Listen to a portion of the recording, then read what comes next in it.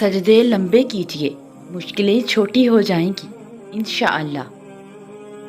جب میری روح میں درد ہوتی ہے تب میرا اللہ ہمدرد بن جاتا ہے، اور بے سکونی بڑھ جائے تو عبادت کا وقت بڑھا دو اور اللہ سے بات کرو اور اپنے دکھ کا مداوع اسی سے مانگو۔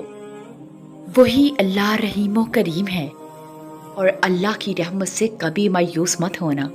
وہ بہت کچھ دینے سے پہلے تمہارے صبر کا امتحان لیتا ہے، اور اللہ جب کسی کی مدد کرنا چاہے تو لامعلوم سے ایسے سبب بنا دیتا ہے کہ نہ ہونا بھی ہو جاتا ہے۔ اور دل سے دعا کرو تو اللہ کیسے نہیں رکھے گا تمہارا دل۔ اور اگر اللہ پر یقین ہو تو مشکلیں اپنے ساتھ حل لے کر آتی ہیں۔ اللہ کی عطا کبھی ختم ہونے والی نہیں، طلب کرنا بندے کا کام ہے، اور اللہ جو کرتا ہے اچھے کے لیے کرتا ہے۔ تم نہیں جانتے مگر وہ خوب جانتا ہے۔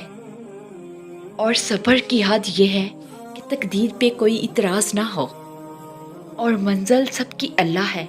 محبت، غم، آزمائش، یہ سب تو سفر کا حصہ ہے، اور دعا اپنے آپ میں ہی قبولیت کی سب سے بڑی دلیل ہے۔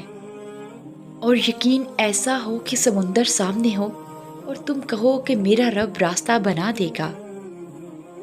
لوگ لاکھ کہیں یہ ممکن نہیں، مگر میں نے اس کے کن سے تقدیریں بدلتی دیکھی ہیں۔ اور اپنے رب کے علاوہ کسی سے امید مت رکھو۔ میں راضی ہوں مولا، بس یہ آنکھیں بھیگ جاتی ہیں۔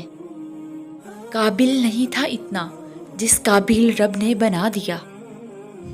دعا نظر نہیں آتی مگر ناممکن کو ممکن ضرور بنا دیتی ہے۔